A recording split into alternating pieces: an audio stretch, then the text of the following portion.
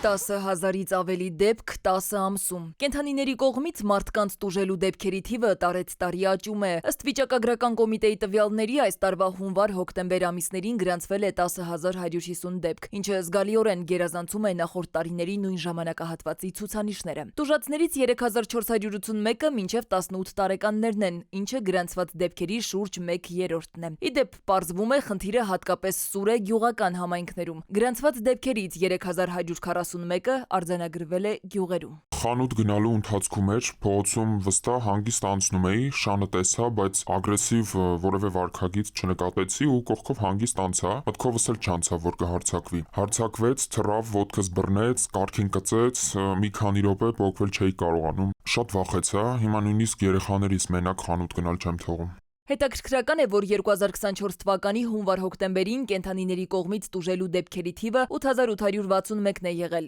2023 թվականի նույն ամիսներին 6919։ Մասնագետները չեն հերքում իրավիճակի լրջությունը, սակայն ընդգծում են ներկայացված տվյալները ամբողջական պատկեր չեն տալիս։ Դրանցում հստակեցված չէ, թե դեպքերից քանիսն են կապված տեր ունեցող, կիսատեր կամ թափառող կենդանիների հետ։ Միևնույն ժամանակ նրանք ընդգծում են, շատ դեպքերում երեխաները պարզապես չեն կարողանում ճիշտ արձագանքել կենդանու ագրեսիվ վարքին, ինչն էլ մեծացնում է վնասվելու վտանգը։ Շատ դեպքերում կարա կենդանու բնազդային ինչ-որ բանից էլ լինի, մոխմակային հոգեբանություն լինի եւ այլն, ես չեմ ասում, որ երբեք շները անտեղի չեն հարձակվում։ Պատահում է նաեւ, որ իրենց բնազդային տարբեր կանչերից ելնելով, այո, կարող են եւ պաշտպանել իրենց տարածքը զույգին կամ ձագերին։ Բայց ավելի շատ մարդկային գործոններ մենք շներին ընկալում ենք որպես վտանգ, երեխեքին սովորացնում ենք քարով խփի, քացով խփի, իսկ շունը ինքը բնազդային է։ Եթե իրան մի երեխա խփեց, ինքը հետո չի տարբերելու այդ երեխուն։ Իր համար երեխա հասկացությունը լինելու է վտանգ։ Եվ այդ ֆոնին ինքը կարող է նաև այլ երեխաների վրա հարձակվի։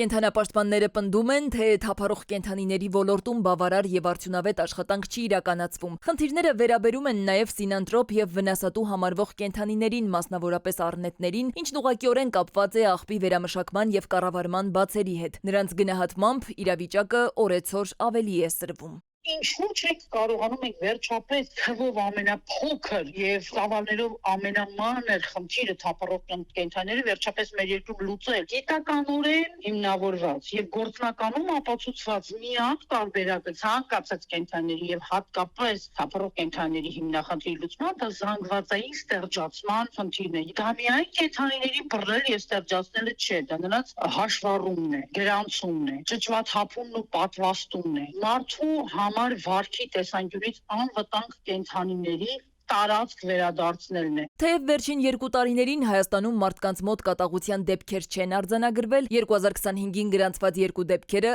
լուրջ ազդակ են հանրային առողջապահական համակարգի համար։ Օրեցօր սրվող խնդրի կանխարգելումը պահանջում է համակարգված ու պատասխանատու մոտեցում։